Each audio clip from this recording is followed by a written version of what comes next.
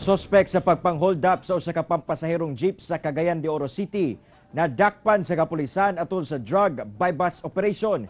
Biktima sa mong krimen, emosyonal diyang nakitaan ang suspetsado. Ano yung report?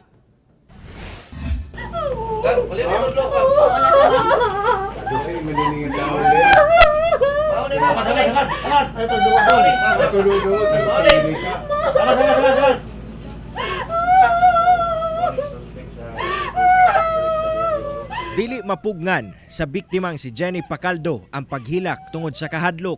Diyang personal niyang nakita pag-usab ang suspect nga mihold up kaniya sulod sa usa ka pampasaherong jeep banda alas 9 sa gabi adlong Domingo sa Isalina Bridge sa Cagayan de Oro City. Positibong giila sa biktima ang suspect nga mao kuno ang mitiun kaniya og ice pick sulod sa jeep o mikuha sa iyang bag nga adunay mga importanteng gamit. Saysay pa ni Jenny nga human sa krimen, halos dili na siya makatulog tungod sa trauma. Dako kay epekto sa imong mentally. As in sir, kay ako everyday biya gid ko galakaw kay trabaho ko, gabiin ako ga-out, so I feel so unsafe na kaayo ba tungod sa mga panghitabo diri sa Cagayan de Oro. So, ang ako lang pod nga mga dakpan gid na sila kay dili pod ko gusto nga ang nahitabo sa ako mahitabo pa na sa lain. Ang suspect gilang si Raymond Aguilar, residente sa Zone 4 Tambo, Barangay Carmen, Cagayan de Oro City, og nahibaw-ang kani empleyado sa CSWD sa LGU apan wala kini narinyo niadtong 2021. Nadakpan kini niadtong Lunes alas 6 sa gabi pinaagi sa drug bypass operation nga gihimo sa otoridad. 8 ka gramo sa shabu nga mobalor og 54,000 pesos o .38 caliber pistol ang nakuha gikan sa suspect.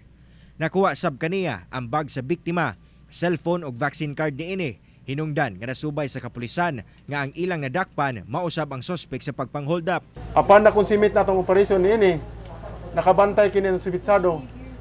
Misukol ko ni atim kini sa bunot sa iyang armas. Munang adunay resistance sa tabong gagapon. A reasonable force was applied. Gisuwayan sa GMA Regional TV 1 Mindanao nga makuha ang pahayag sa suspect apan mibalibad na kini.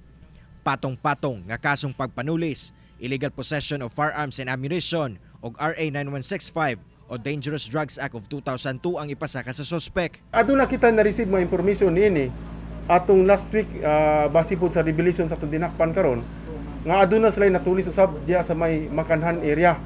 Munang atong ginapangita karon katong biktima niini kay isa po kini ato kining i-record or ato kining i-file kaso para patong-patong nga kaso ang ipali ani mga suspitsado. Padayon ang hot pursuit operation nga ginahimo sa kapulisan, batok sa kauban sa suspect nga wala una gipanganlan.